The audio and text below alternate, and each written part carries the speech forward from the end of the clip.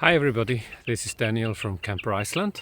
I'm situated in the National Park of Skaftafell, where you can also find the beautiful Svartifoss that I will make a video tomorrow.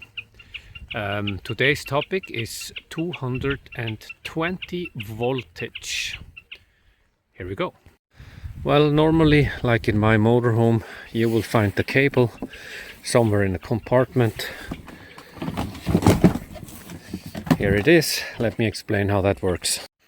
So before diving into the whole cable and whatnot, you can see here behind me there is this 220 voltage outlet. The thing is that these outlets, they do not work unless you plug the motorhome into an external socket. We do rent inverters. There is a different video that explains what an inverter is. I will also put that in the same post and in the comments below.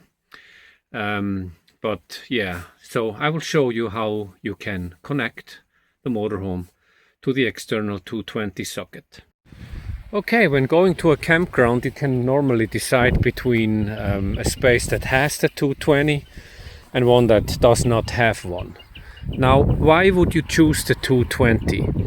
Let's say, for example, you have heavy equipment that you want to charge inside the vehicle, or you have 220 voltage things that you need to plug in. As soon as you plug in the vehicle, the camper battery, which is the secondary battery, will also charge because there is a built-in charger. The vehicle itself has a separate battery to start it, so unless you turn the key on and use the radio or something, that battery will not drain at all. But the battery in the back, of course, when just parked without plugged in, will drain when you use the heating system, the fridge on 12 volt, etc, etc. Well, my fridge is actually on gas mode at the moment. I will show you that from the inside a bit later. So let's dive into how to connect the vehicle. In all our vehicles you will find these cables. This is a CEE cable, that is what it's called. It's for 220, typical European plug, the same as every campground has. We also have adapters like this, just in case. Okay, so now let's plug this one in. It should be pretty easy. Okay, that's done. And the other end goes into the car.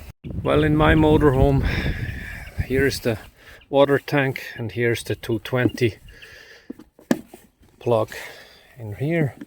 So all you gotta do is lift the lid up, connect this here, and voila, it is connected. So now that it is connected, modern motorhomes mostly have this icon here that show you it's plugged in. And what happens now? Now all these outlets are actually working, and the battery in the back is being charged, and you could basically now check the fridge mode. You can see it is on automatic, so it has already gone to 220. I always keep it on automatic because that makes a lot of sense. You can press the key on this model, it's automatic. Then you can decide between. It's always the same when you want to show something, this happens.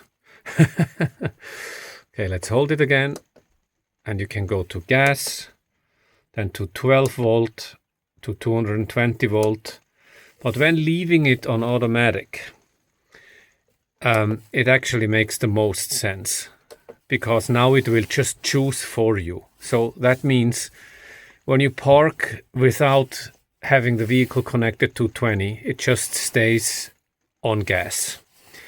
If you drive the vehicle, the gas will shut off. Makes sense, because the wind will anyway blow the flame out, and it goes on 12 volt because the car is charged. When you are driving, it is charging the secondary battery, so it runs on 12.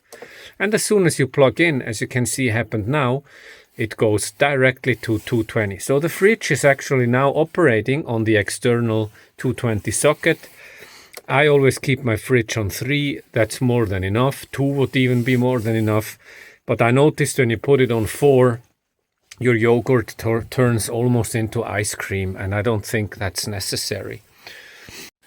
And anyway, who needs a fridge in Iceland? You can see my weather right now. It's rainy. It's in the beginning of July, and it's 7 or 8 degrees, just about the same temperature as inside the fridge.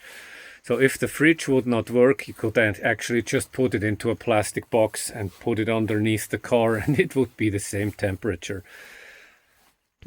Another thing that I shortly want to address is the fact that you cannot plug any 110 voltage in these plugs. It sometimes happens when we have guests over from the States, for example, that use 110 volt, that they bring this adapter, not a transformer, just an adapter so that the 110 fits into 220. But the thing is that the 110 pulls much more electricity. I'm not an electrician, but I can tell you that's not going to end good. So always check your device, what kind of electricity it needs, and only plug in devices that are compatible with the European 220 voltage system. The plugs in Iceland are either CEE or the same as in Germany, this circular plug. I will just show you. So this is how a standard plug looks in Iceland. Just a typical European plug. So most devices, like this one here, actually comes with some sort of charger that looks like this. And when you check the details on your charger, I just want to shortly show you. You can see here it says input 100 till 240 volt, which means that you could plug this into a 110 outlet in the States, but you can also use it in the 240 volt region, 50 till 60 hertz, 3.0 ampere. So this one is actually quite safe, and that's what we want to see. Now, if you check your device and it states that it's only 100 till 130 volt or something like that, then you definitely cannot use it. But what we want to see is 220 volt or plus minus 10. Normally it says 240 on these devices. Then you're safe to plug it in. Now, if for any reason the little orange light that I showed you before in the video should not come on when you plug it in, the first thing that I like to do is I just use the adapter outside and connect something directly to the cable to see if that is working. So that you know, is there electricity really on this campsite? Because sometimes the plug doesn't work on the campsite, and then you start looking for the issue, but you never had any electricity on the cable. Once you can rule that out, I'm going to show you how you can find your fuse inside the motorhome. Okay, remember when we plugged in the 220 outside here? This is basically on this here height, and I already see there is a cabinet. I look inside. I see that the cable is going in there, but I cannot see where it goes. Like I said, because normally this is in some kind of cabinet, my best guess would be that it's either underneath here or underneath the seat. That's why I've already taken away the cushion. But underneath here is the water tank, so that doesn't make any sense. So let's keep on looking. And we look in here, and voila, we have it. And here you see this FE-CE type fuses. And if any of these guys are down, I show you how that looks. Here's the test knob. When this is down, then you will probably have the little 220 volts charging light gone. Now all you got to do is put that up, or maybe even another one is down. Just check this and it's back on. Of course, you can always give us a buzz, call us, write us a WhatsApp and ask what's going on. If you have electricity on the cable and these fuses are up and still it's not charging, then we need to look at it. Another thing that we receive a lot of question about is USB plugs. I'm going to show you something that I bring along on every trip I go. This is like this cigarette plug that goes up to 100 watt of charging. Now, why do I need 100 watts? Normally on the plug you can see that the maximum power is 120. So this fits in here perfectly, and with 100 watt I'm able to charge my laptops and my drone and everything on 12 volt. So while driving, the vehicle sort of charges both batteries and I can fill up all my equipment. So these plugs, wherever I go in the world, I have this little cigarette lighter plug with me and can use that to plug in. It depends on the vehicle model how many of these plugs are around, and it's really difficult for us as a camper rental company to say anything about it, because the small USB sometimes is only 5 watt, so you can charge your phone but it's not enough for your laptop. That's why this cigarette charger thingy is the best thing to do, and found basically everywhere. I mean, on the vehicle I rented, you have above the bed you have these lights, and these lights have USB plugs. Like I said, it differs on the model. And once you start looking around, you see that there's another 220 outlet, not just the one that I showed you, and that there is some kind of outlet here. And when you look underneath, you see this typical 1 ampere, 2.1 ampere, 5 volt USB plug. Basically the same goes for the vehicle itself. You see here is like the cigarette plug, and there is also an USB plug, and in this vehicle also the radio has a USB plug. So like I said, you can rent the inverter from us that you can plug into the cigarette lighter to create 220 voltage, but mostly only 150 watt or 300 watt. Like I said, I'm going to post the comment below, or in the description I will put the link to the inverter video where I explain. 10 years ago I made a video that I explain how that works, but with this cigarette lighter trick that I just mentioned, you are pretty safe to go. Now, should you run into issues with the 12 volt system, you would have to find the fuses for that. They are, again, you have to search for them inside the vehicle, check the manual, or if it's a fuse based on the chassis, then it can be underneath the seat, behind the glove compartment, underneath the steering column, or somewhere in the engine bay. It differs on each model, but they also have like a breaker. Then there is one thing I want to address as well, and that's draining your battery. The thing is that if you just plug in a little cell phone charger and you have your car standing somewhere for 2-3 days, it will empty your battery. It's unbelievable how much energy that pulls out of your battery.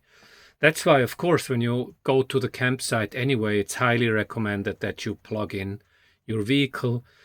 And like I explained, that will charge the secondary battery, which is for the camper. The battery that is for the main vehicle, for the chassis, the driver battery, will not drain unless you plug something into the chassis. For example, if I would turn on the key and I would use these plugs here, or would use the radio or any other equipment that belongs to the vehicle, I would actually drain the main battery as well. Now, the problem with the main battery is if you drain that, you won't be able to start the vehicle and you will need some kind of assistant. The problem with draining your camper battery can be if you completely drain it, you might actually destroy it. That is why it is important to check the level of your camper battery, or like I said, just plug it in on the campsite. Now, if you're using one of our motorhomes, you will find this camper picture and the chassis. And the battery of the chassis is on 14 volt at the moment because I just drove the whole day. So it's 100%.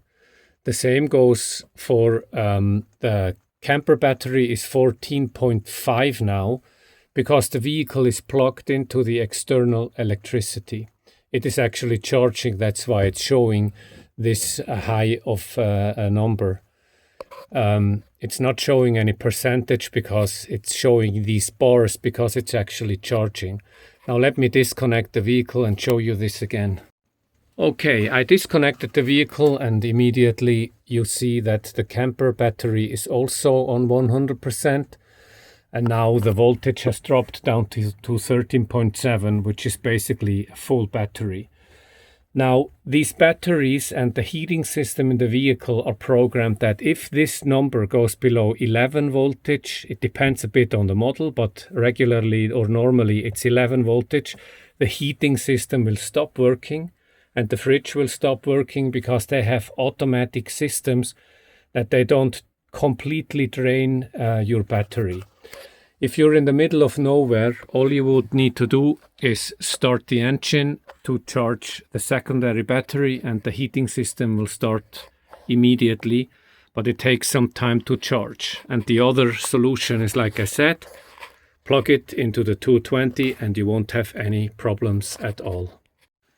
I hope this video helped you to understand the 220 voltage and how to connect the vehicle and all that. And also the 12 voltage. If you have any other suggestions, if you need more videos on any kind of questions that you have about motorhomes or traveling in Iceland, just let me know and we will create it for you.